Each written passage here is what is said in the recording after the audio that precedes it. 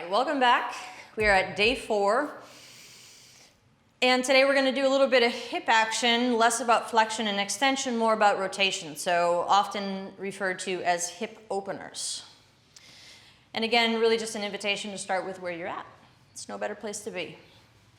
So as you come onto your bum, move out any props that maybe you have brought with you. We're going to come onto your back and we'll take a supine twist, but a different variation today. So as you lay yourself down, we're going to plant the feet nice and wide so that you feel the edges of your mat, give or take. You don't even need to be on a mat, so I guess a little wider than your hips. How about? And you're going to let both knees fall to the left. And that's all there is to it. You're going to let gravity take over. You're going to work on sinking into the floor, sink into the mat, which is really to say, like, sink back into yourself so that maybe over the course of these 15 minutes, you might feel like one human in one place doing one thing. Easier said than done, I know. So you just start to breathe. You can let your mind follow sensation. The mind can start to follow the breath in, follow the breath out.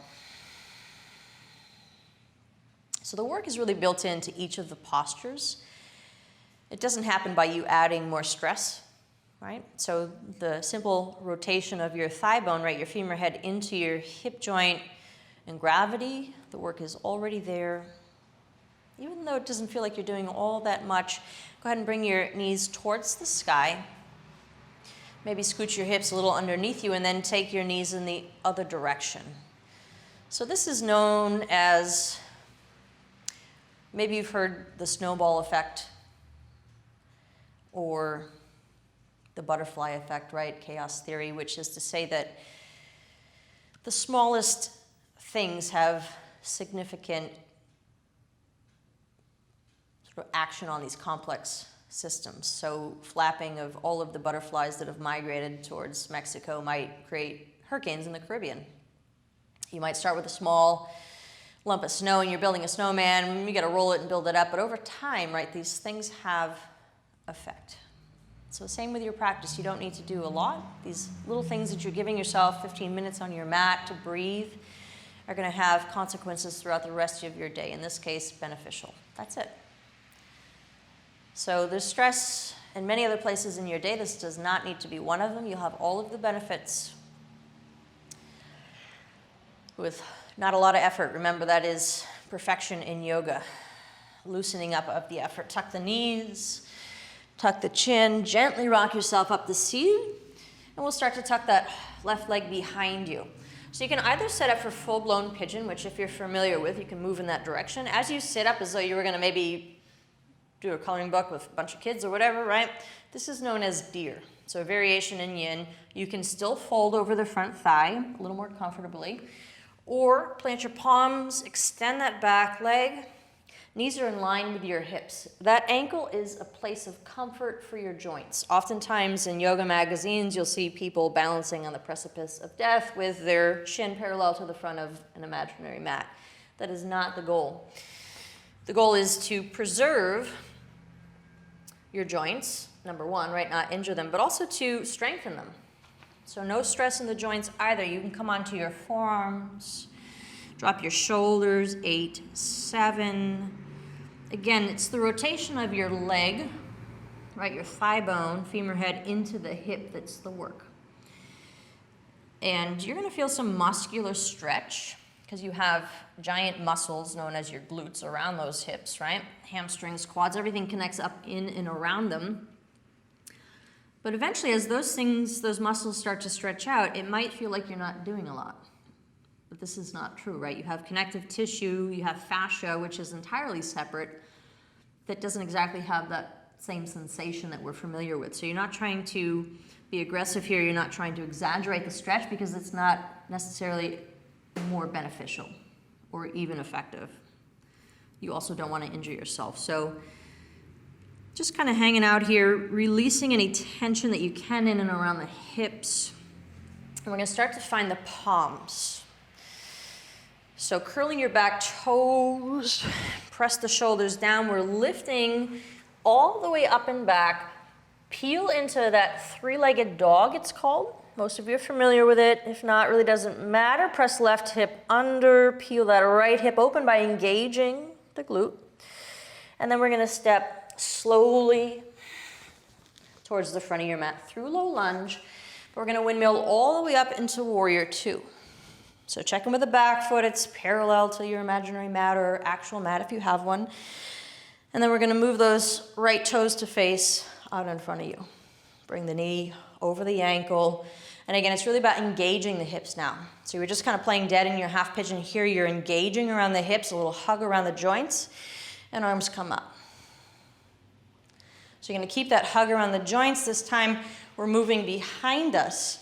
You can either sink onto the ball of that back foot or the heel, which requires a little more Uddiyana Bandha right core action.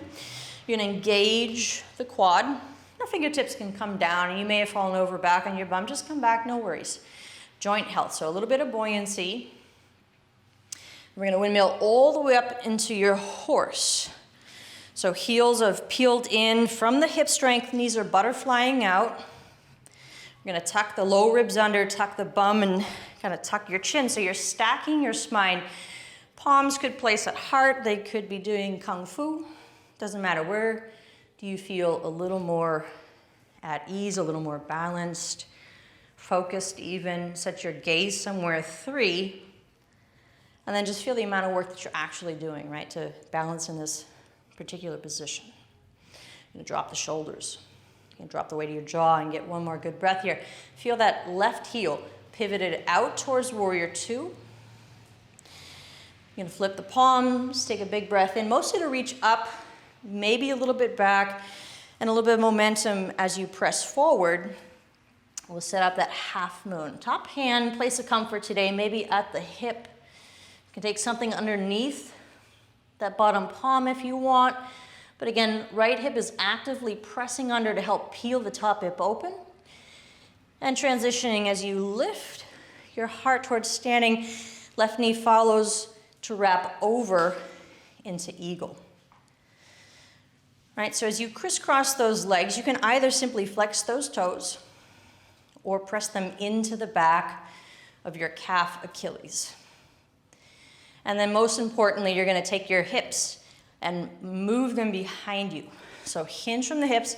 It might help to set up airplane arms, find that strength on the back side of the body. Now you can take palms to heart. If you're on board for eagle arms, left arm is gonna come under. We're gonna press the shoulders down, do that same tuck of the low ribs you did in horse. Tuck the bum, tuck chin, and then we're gonna unravel into a figure 4. So slowly palms back to heart. Top leg comes up and over. Again, we're moving the sits bones way back, reach them way, way back, hinging like you would for maybe down dog and a little flex of those toes. So that same butterfly effect with a different one, I guess, than we started with, right? Butterfly that left knee towards the floor, not because you're pushing it, but because you're using the hip and we're simply hinging. And yeah, that bottom leg is likely burning a little. That's kind of the point. We want to induce a little engagement, find every little nook and cranny. And then we're going to lift. We're going to set up for tree. So maybe you shake it out a little. Place your foot either at your calf. You can take a little kickstand here at your ankle, or you might place your foot at your inner thigh. If you do that, you're going to take a moment and squeeze this quad and inner thigh. It's like a little panini press. You might even keep the little assist at your ankle. And then set at least your gaze, maybe your palms come to heart again. Drop your shoulders. And again, perfection, right? Loosening up the effort, find that comfortable, stable position. Just feeling for a moment that you're not so concentrated in your brain. It's maybe paying more attention to the sensation in your calf.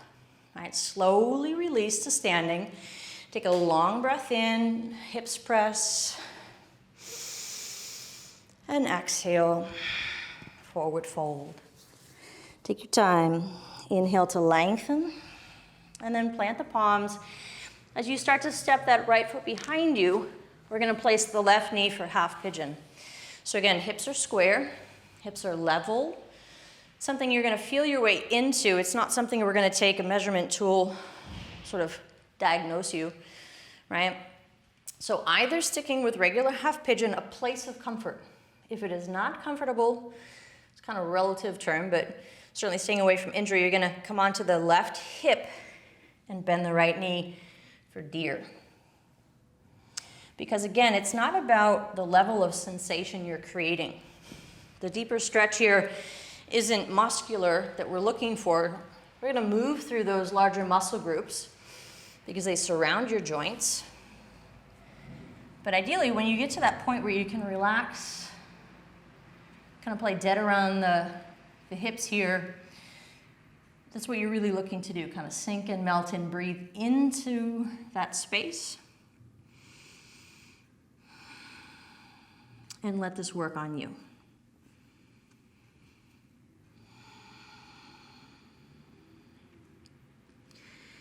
And so again, letting your mind follow sensation, or maybe it's following the breath, but really paying as much attention to yourself, all the little nuances happening in the body or your breath, your mind, as we tend to pay all of the other things in our life and all the people around us. Because that's really the practice. It's not necessarily the physical postures, right? That's just one of 8 different limbs, which all have many different branches. So it's really the simple act of noticing and being present for yourself. And catching yourself when perhaps your mind has wandered elsewhere without any judgments, just that invitation to come back. So as you find your palms pressing, fan fingers, curl those back toes, we're gonna press up and back, maybe peeling it open, and then we're stepping right through low lunge. Remember, we're gonna windmill all the way up into warrior 2, engaging that hug around the hips. So you're just kind of playing dead in half pigeon there. Now we're gonna activate, check in with that back foot, it's parallel. So your feet basically create a T if you were to bring them together. Front knee is give or take over the ankle and arms come up. So you're stacking shoulders over the hips and engaging your shoulders, your elbows, your wrists, similarly to those powerful legs of yours, and we're moving back towards lunging warrior. Slow and controlled. You can always bring your palms down, engage that left quad, and keep a little bit of buoyancy. So that as you windmill all the way up into horse, just sort of a different view, right? Butterflying the knees out, tucking the bum a little, stacking the spine as though you had a little string attached to the crown of your head, drawing up gently. And while, yeah, maybe we can get nice and low, remember we want to find that comfortable, stable position where you can activate the entirety of your body, sort of a little more engaged, right? That sweet spot. Feel your back heel, pivot it out, find that warrior 2. Take a long breath in, mostly to reach up to lengthen the side body, engage that right biscuit. And as you exhale, momentum to press forward, half moon. Half of something anyways.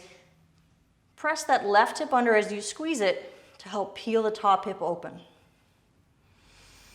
And slow and controlled movement in the hips as you come up through standing. Right knee is coming with you. Remember, we're gonna wrap it up and over. Do a little dance. Eagle. So again, almost like half pigeon, right? Bringing the knee across.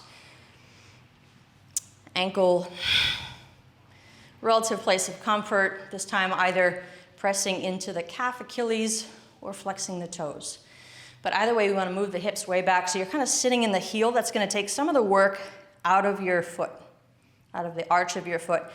Palms to heart or right arm reaches under. Same thing you did in your horse. Tuck the bum, tuck the low ribs, tuck the chin.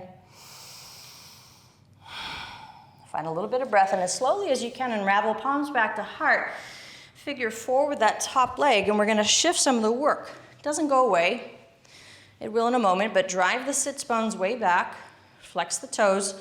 So side view, almost like airplane, right? Taking all the rounding out of your spine, driving sits bones way back, driving them towards the back of your mat. and the butterfly of that right knee towards the floor. And you can dance around. And then eventually come on up, we'll take tree. Planting your foot. You just don't want it on your knee. Maybe give yourself a little assist. There's no bonus points for getting here. But if you do land there, you're going to engage this left quad, squeeze the inner thigh, and level the hips. Palms to heart. Find that little bit of breath.